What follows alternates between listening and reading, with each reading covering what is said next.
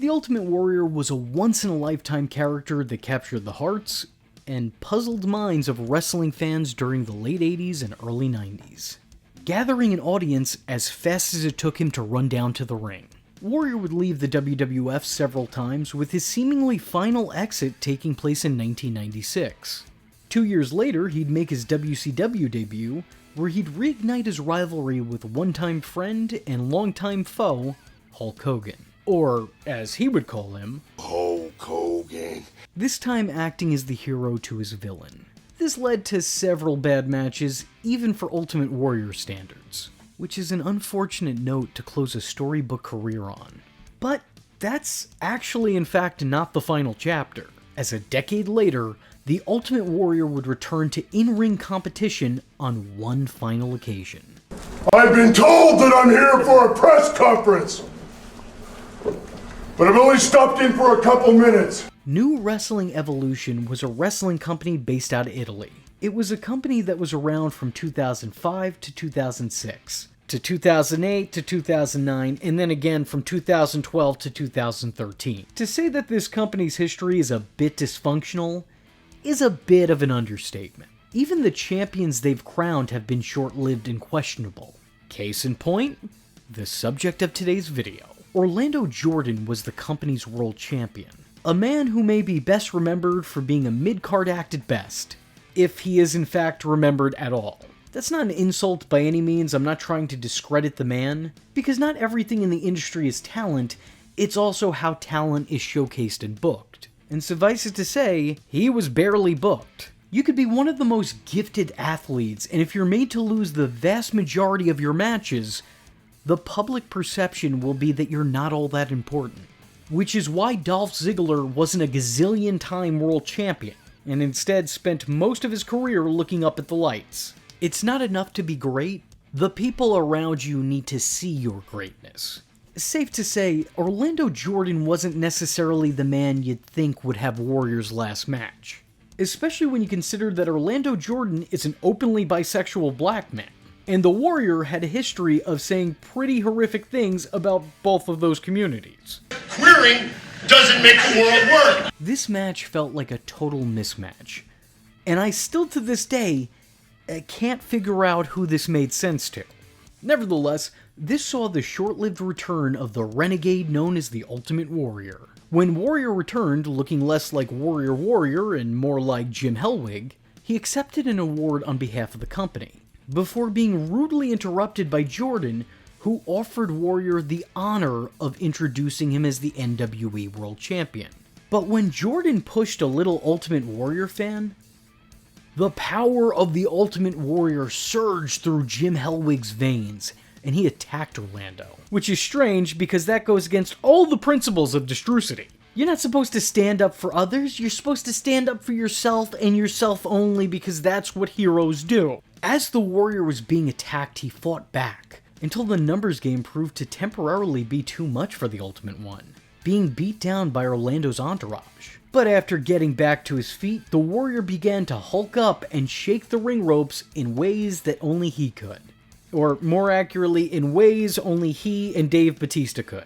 Which, by the way, those have to be the loosest looking ring ropes I've ever seen in my life. Please tighten them up, don't let somebody run them. That's an injury waiting to happen.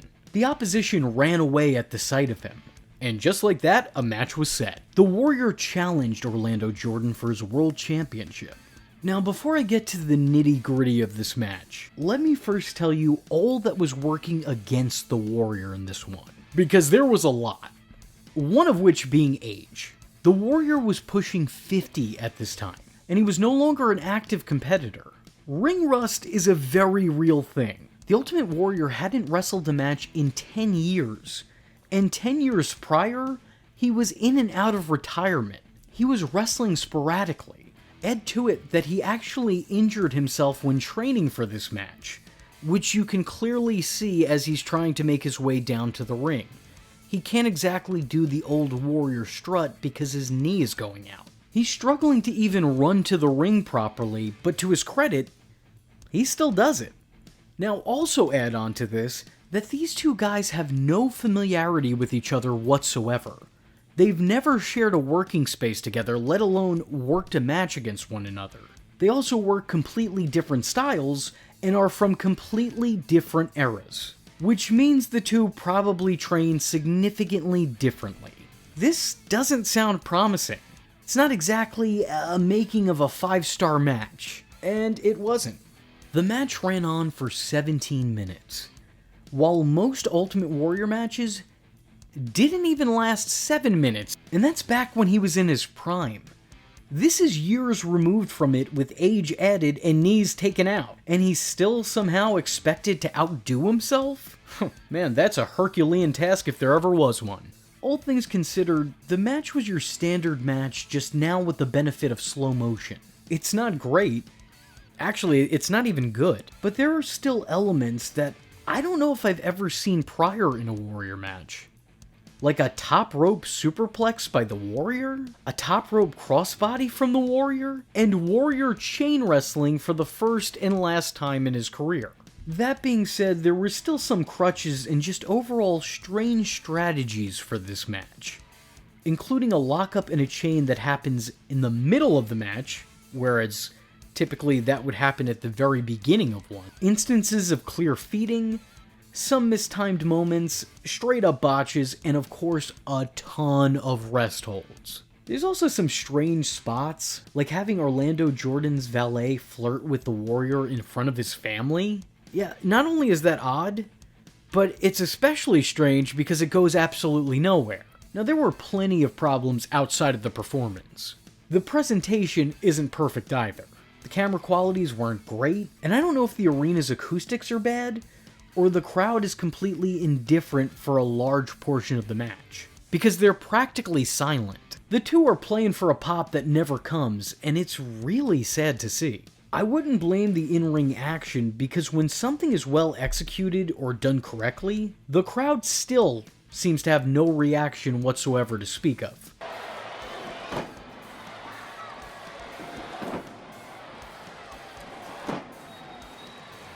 Like, these two aren't even playing to the crowd, they're actively pandering to them, desperately trying to remind them to have some sort of response. Add on to it that the match has no commentary track whatsoever, so the silence is deafening.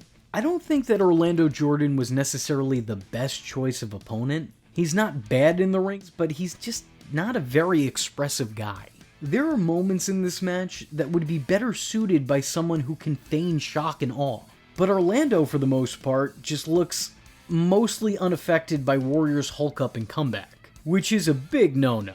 Mortal men should tremble with fear in the face of the Warrior. When Warrior made his WCW debut, Hogan was trembling. His lip was quivering. If Hulk Hogan can sell for you, everyone else better sell twice as much, at least.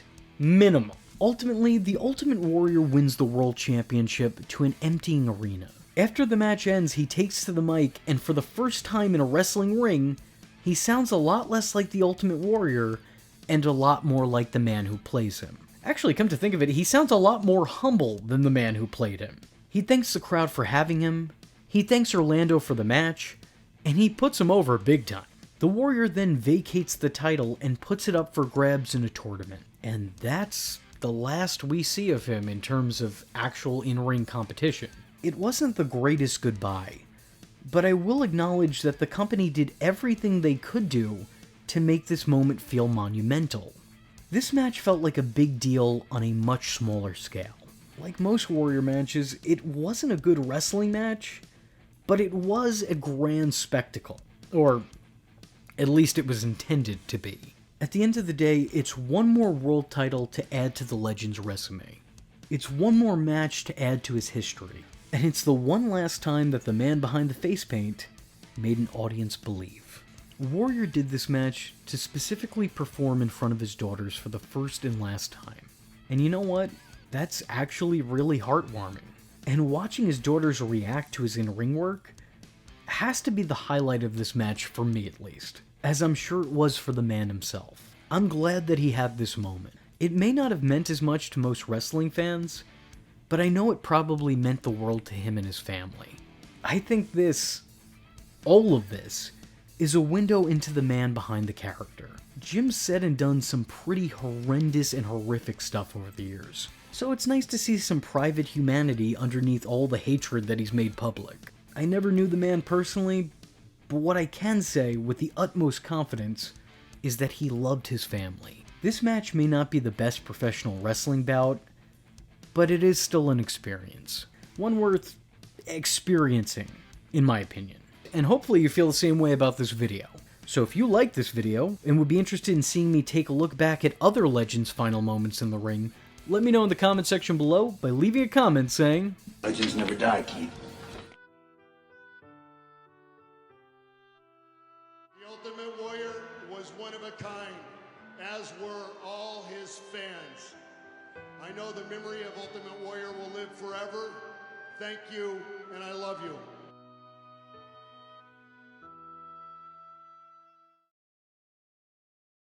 I am vengeance. I am the night, and that was V Infuso. Just remember, if you're not tuning in, then you're missing out. So, if you like the words that came out of his mouth hole, and you too would like to become a V-generate, don't forget to like and subscribe. Thanks for watching, nerds! And if you're not joining the fun, you're in for one bad day. And you know what they say about having one bad day?